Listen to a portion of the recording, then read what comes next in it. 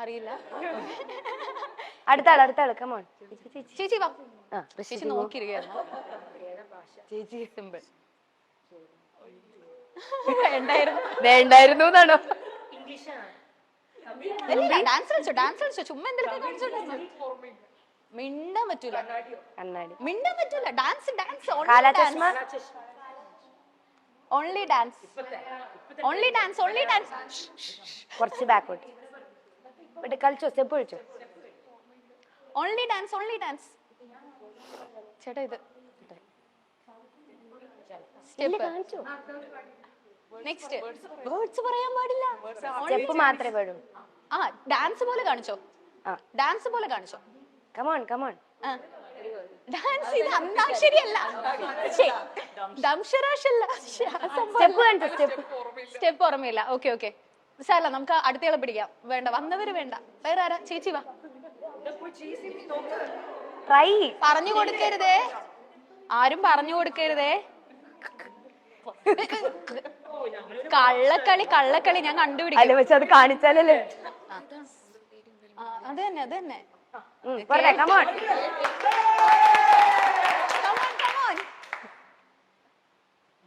ചേച്ചിനെ കൊണ്ട് പറ്റും.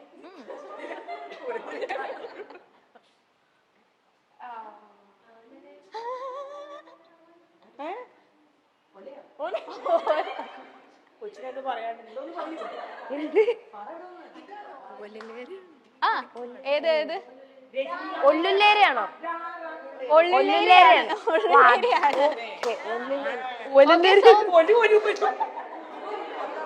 നിങ്ങൾ പറഞ്ഞു കൊടുത്തോന്ന് ചെറിയൊരു സംശയമുണ്ട് എനിക്ക്.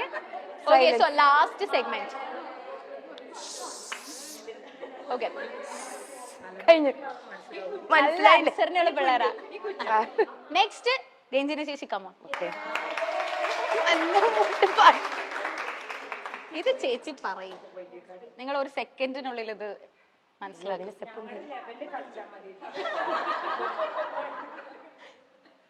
മിണ്ടാതിരിക്കരുത്. എന്തെങ്കിലും ആക്ഷൻ കാണിച്ചോണ്ടിരിക്കണം.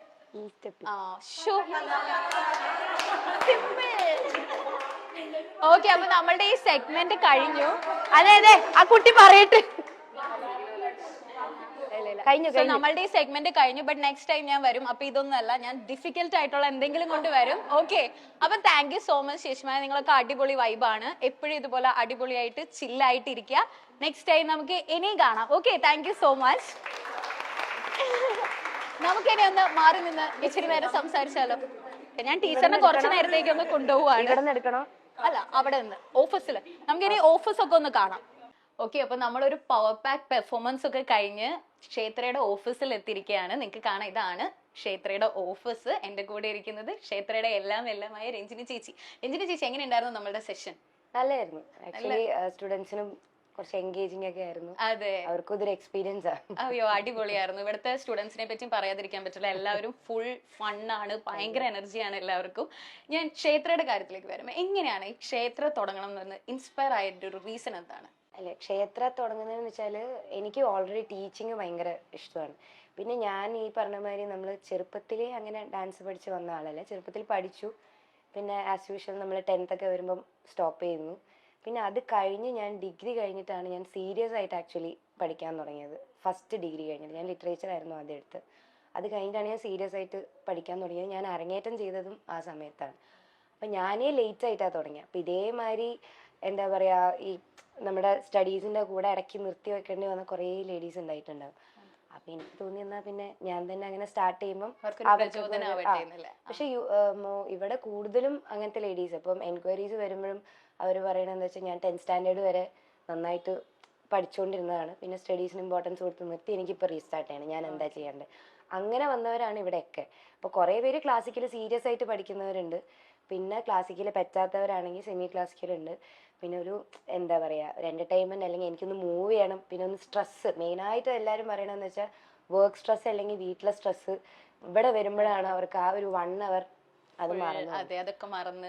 ഇതൊക്കെ എന്ന് വെച്ചാൽ ഇതിലൂടെ ഒക്കെ തന്നെ നമ്മളെല്ലാവരും വന്നിട്ടുണ്ട്. അപ്പൊ അതൊക്കെ കാരണമാണ് ഞാൻ അങ്ങനെ സ്റ്റാർട്ട് ചെയ്യാന്ന് പ്ലാൻ ചെയ്തത്. പിന്നെ അത് ഫസ്റ്റ് സ്റ്റാർട്ട് ചെയ്യുമ്പോൾ ഞാൻ അങ്ങനെ ലേഡീസിനൊന്നും വന്നിട്ടില്ലായിരുന്നു. പക്ഷെ അത് കൂടുതലും പിന്നെ ലേഡീസിനായിരുന്നു കൂടുതലും ഇവിടുത്തെ ക്ലാസ്സസ് ഒക്കെ. പക്ഷെ എന്നാലും സ്റ്റിൽ ഇവിടെ നമ്മുടെ യങ് ക്രൗഡും ഉണ്ട്, പിള്ളേരും ഉണ്ട്. അങ്ങനെ IBS ഒരു ഡാൻഡിയുടെ സെഷൻ ചെയ്തിട്ടില്ലായിരുന്നു, അതിന്റെ എക്സ്പീരിയൻസ് എങ്ങനെ ഉണ്ടായിരുന്നു? അടിപൊളിയായിരുന്നു. ഈ വർഷത്തെ ആക്ച്വലി എനിക്ക് തോന്നുന്നു ഫസ്റ്റത്തെ ദാണ്ടിയ ഒരു വർക്ക്ഷോപ്പ്, കംപ്ലീറ്റ്ലി വർക്ക്ഷോപ്പ് എന്ന് പറയാൻ പറ്റില്ല, നമുക്ക് 1 hour ഉണ്ടായിരുന്നുള്ളൂ.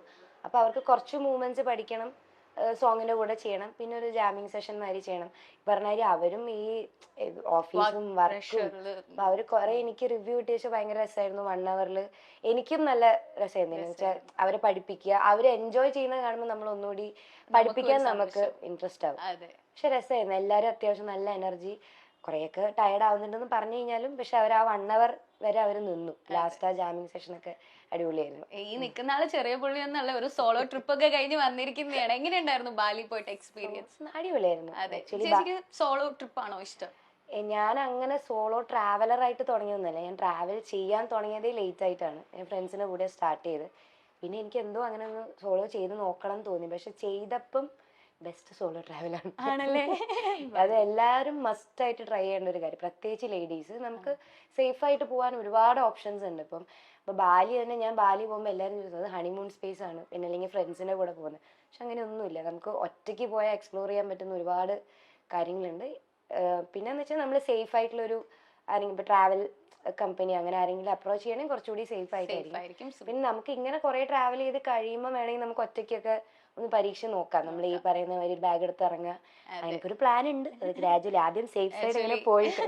ഓക്കെ, അപ്പൊ താങ്ക് യു സോ മച്ച് ചേച്ചി. I'm so proud of you. Because ഞാൻ ചേച്ചിയുടെ ആർട്ടിക്കിൾ വായിച്ചിട്ടുണ്ടായിരുന്നു. അതിൽ ചേച്ചി പ്രത്യേകം പറയുന്നുണ്ട് എല്ലാ സ്ത്രീകൾക്കും അവരുടേതായിട്ടുള്ള ഐഡന്റിറ്റി വേണം, അതിനും കൂടി ഒരു പ്രചോദനമാവാൻ വേണ്ടിയിട്ട് കൂടിയാണ് ക്ഷേത്രം സ്റ്റാർട്ട് ചെയ്തിട്ടുള്ളതെന്ന് പറഞ്ഞിട്ടുണ്ട്.